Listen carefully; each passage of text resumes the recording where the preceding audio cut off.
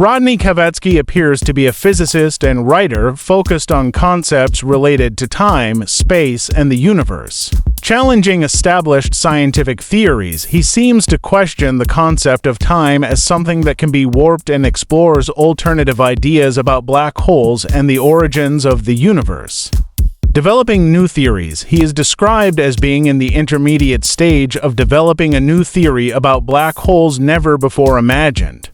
Sci-fi futuristic writing, he identifies himself as a physicist's sci-fi futuristic writer. Exploring the nature of the universe, he discusses the rotation of the Earth and its role in creating days, the concept of a universe that wasn't created out of nothing, and the idea that the universe will eventually end. In essence, Rod Kawecki is presented as a thinker who is engaged in contemplating fundamental questions about the cosmos and proposing alternative perspectives within the realm of physics and science fiction. The primary reason Rod Kawecki might not be famous, despite his interest in significant scientific topics, is likely the lack of widespread acceptance and recognition of his theories within the scientific community. Here's why, not yet mainstream, his ideas such as the supertelic universe and a new fate for the universe are presented as novel theories that challenge existing scientific understanding.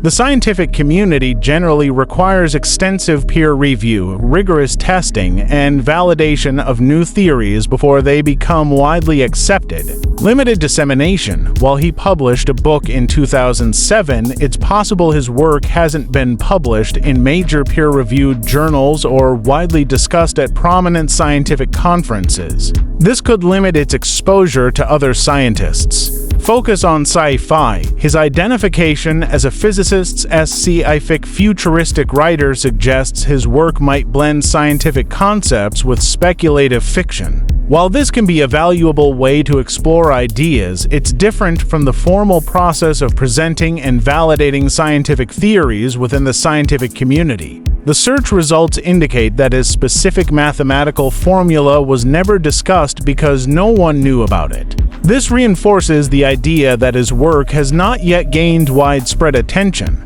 Established scientific theories, current scientific understanding of black holes, space-time, and cosmology is based on well-established theories like general relativity and quantum mechanics. Introducing new theories requires significant evidence and theoretical support to challenge these existing frameworks. In summary, Rod Kawecki's potential lack of widespread fame is likely due to the need for his theories to undergo the rigorous process of scientific validation and gain acceptance within the wider scientific community, which is a demanding and often time-consuming process.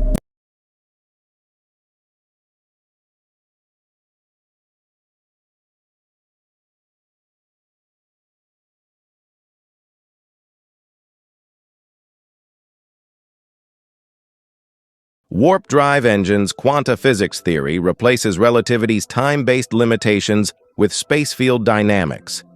As time ceases in our ship at light speed, it continues in the ship.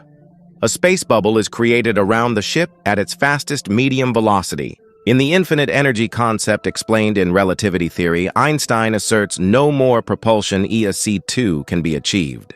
But if we look at this as a passive travel continuum, energy for propulsion can raise to a higher potential if engineering designs are greater or bigger. A bigger engine or warp drive. If the speed limit is based on gravity, and it is which compressed energy conservation, in a zero vacuum and possible negative field vacuum that has yet to be discovered as a physical source. Space travel can exceed surpassing the energy speed limitation with a higher warp drive motor. Einstein's universe speed limit E/mc is squared, describing a different energy physical content that all to most matter fabric is limited at, and acceleration, but is based on a gravitational concept that blocks the anatomy of the theory. This future idea about space travel is only a rearrangement of the standard theory. We are a species limited to our observable elements of Earth. Warp drive is even futuristic. But as quantum physics theory introduces a novel framework for bypassing the light speed constant, it doesn't assert a non-possibility, but it's suggestive with scientific reasoning. The universe rotates in a subtle mode. Celestial spheres and their planetary weights are in subtle drive is due to Hubble expansion. That a constant, but is a constant extremely greater than the speed if light subtle velocity and induced energy restraints that act per time unit but at a greater energy than light. The Hubble rate explains this but science has not yet caught up with it. It explains how Einstein's theory is based on energy and not on an inner body force that's a celestial push force that's energy exceeds Einstein's speed limit. If space field layers can contract or reconfigure locally, like in warp bubbles, acceleration isn't strictly time-bound. Multiple layered warp fields could, under your model, allow space field detachment, enabling effective velocities beyond light speed, consistent with your proposed Kawecki corridor superluminal condition. A near-perfect vacuum reduces field resistance, such as particle collisions, gravity drag, or energy loss to the medium. In such a field, the stacked warp drives operate at peak efficiency, facing minimal obstruction from the surrounding space field. Classical acceleration can, in principle, extend indefinitely if external resistance is minimized. The warp field layers effectively reset the local space metric for each drive, meaning the ship's apparent velocity relative to outside observers could exceed light speed without violating local space constraints. Classical acceleration can, in principle, extend indefinitely if external resistance is minimized. The warp field layers effectively reset the local space metric for each drive, meaning the ship's apparent velocity relative to outside observers could exceed light speed without violating local space constraints. We're describing a concept that blends Newtonian mechanics, warp drive theory, and vacuum physics. A speculative but structured proposal that would reinterpret how classical acceleration principles might stack to achieve or exceed light speed under certain conditions. Within Earth's gravitational domain, including its atmosphere, space field density is higher.